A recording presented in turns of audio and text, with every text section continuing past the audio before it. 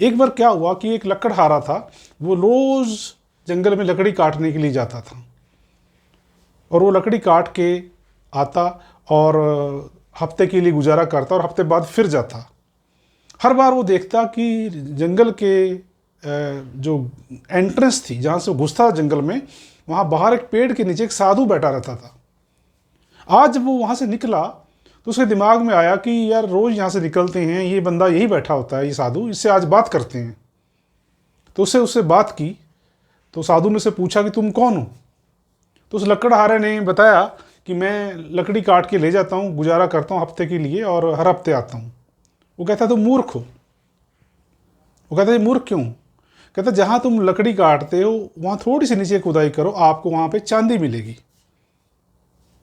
उस लकड़हारे ने सोचा कि ये आदमी पागल है, अगर ये चांदी का इसको पता है तो ये यहाँ क्या कर रहा है, पेड़ के नीचे भिखारियों की तरह बैठा है।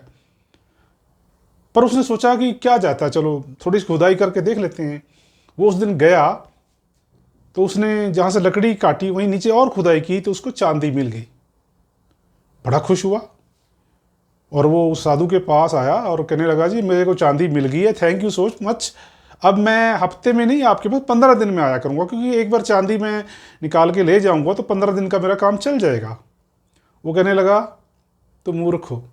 कहता क्यों जी, अब तो चांदी भी ले ली मैंने, अब क्या मूर्ख कैसे हूँ? कहता जहाँ तुमने चांदी खोदी है उसी के नीचे सोना है। लकड़हारे के दिमाग में आया कि ये आदमी पागल है, सोना को ऐसे मिल जाता है। पर उसके दिमाग में आया कि इसकी बात पहले भी सच सिद्ध हुई है, खोद के देख लेते हैं क्या जाता है। तो इस बार जब उसने जहाँ से लकड़ी काटता था, जहाँ से चांदी निकली थी, उसे थोड़ा सा और गहरा खोदा तो उसको सोना मिल गया। फिर वो आया उसके पास, कहता जी बहुत अच्छा लगा, खुश था वो। कहता अब तो मैं आपके पास 3 हफ्ते में आया करूँगा, थोड़ा सा सोना निकालूंगा, 3 हफ्ते निकल जाएंगे। वो कहने लगा तुम मूर्ख हो। वो कहता क्यों, अब तो मेरे को सोना मिल गया है, और क्या चाहिए? कहता नहीं, जहाँ तुमने सोना मिला है वहाँ थोड़ा सा और नीचे खुदाई करो, वहाँ आपको हीरा मिलेगा। फिर उसको डाउट हुआ कि हीरे ऐसे मिलते हैं, इतनी महंगी चीज़ धरती में। पर उसको लगा कि इसकी पहले भी 2 बार बात सच सिद्ध हुई है, चलो एक बार खोद के देख लेते हैं क्या जाता है। तो कहते हैं उसने खुदाई की नीचे जाकर जंगल में, नीचे उसको हीरा मिल गया। वो फिर आया उसके पास, कहता जी अब तो महीने में आपके पास आया करूँगा, एक बार सोना निकालूंगा, महीना काम चल जाएगा, मुझे आने की ज़रूरत नहीं है रोज़। वो कहता है मूर्ख हो तुम। कहते जी अब क्या है, अब तो हीरा भी मिल गया। कहता है असली खान तुम्हारे अंदर है। यानी कि ये जो हमें पकड़ाया गया, महापुरुष, गुरु, ग्रंथ, देश, जाति, धर्म, अध्यात्म, ये सारा क्या है, लकड़ी काटना है, ऊपर ऊपर से काटना है, गहरे नहीं जाना, ऊपर ऊपर जीना है, फोटो लगा लेनी है महापुरुष की, है ना। आपके दादा ने भी वही लगाई, परदादा ने भी लगाई, ना उनका जीवन बदला ना आपका जीवन बदला। वो भी अभाव की ज़िंदगी में थे, आप भी अभाव की ज़िंदगी में, लेकिन आप शक नहीं करते। दिक्कत ये है कि आप शक नहीं करते। शक क्यों नहीं करते? क्योंकि आपने चुने नहीं है। अगर आपने चुने हों तब सवाल उठे कि मैंने क्या फैसला मेरा सही था, क्या परिणाम सही आए।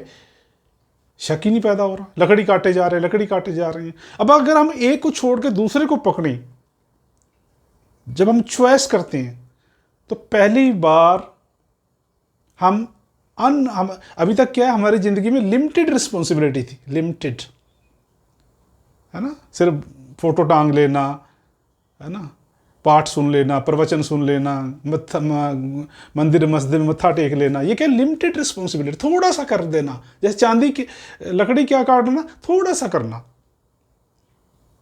लकड़ी ले जाके वो बेच के रोटी पानी खा लिया, बस, और कुछ नहीं है ज़िंदगी में। सारा दिन बैठे रहे, ताश खेलते रहे, हुक्का पीते रहे, है ना, सो गए, थोड़ा घूम फिर लिया, काम नहीं, कुछ चैलेंज नहीं है ज़िंदगी में।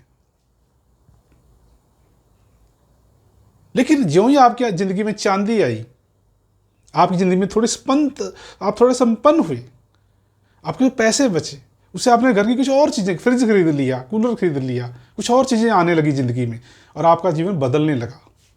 और आपकी ज़िंदगी में क्योंकि पहले कुछ भी नहीं था, लकड़ी ही थी, तो मैनेजमेंट जैसा गुण आ नहीं सकता, कोई फैसले लेना कोई आ नहीं सकता आपकी ज़िंदगी में, कैलकुलेशन नहीं आ सकता, है ना, गोल सेटिंग नहीं आ सकती, कुछ भी नहीं आएगा। यानी कि आप लिमिटेड रिस्पॉन्सिबिलिटी के साथ जीते रहोगे और ये बड़ी थकान पैदा करती है। लेकिन जो ही आपकी ज़िंदगी में सोना आया, हीरा आया, आपकी जो रिस्पॉन्सिबिलिटी है, आप अनलिमिटेड रिस्पॉन्सिबिलिटी में जीने लग गए। आप बच्चों को पढ़ाने भी लग गए होंगे, है ना, आपके बच्चे दूर दूर कॉलेजों में पढ़ने लग गए होंगे, आपके घर में गाड़ी भी आ गई होगी, है ना, फिर गाड़ी की कई तरह की मेंटेनेंस करनी पड़ती है, इंश्योरेंस भी कराना पड़ता है, बहुत सारी चीज़ें होनी शुरू हो जाती हैं। आप बहुत बिजी हो गए, आपके घर में टीवी आ गया, तो मैनेजमेंट, कैलकुलेशन, निडरता, साहस, डिसिप्लिन। जब लकड़ी घर में जाती थी काट के, डिसिप्लिन की जरूरत ही नहीं है। डिसिप्लिन कैसे आ जाएगा बताइए। अब लोग फोटो टांग लेते हैं महापुरुष की, कहते हैं ईमानदार नहीं हुए हम। ईमानदारी नहीं आ सकती ऐसे, खुदाई तो कर नहीं रहे आप नीचे, ईमानदारी कैसे आ जाएगी आपकी ज़िंदगी में?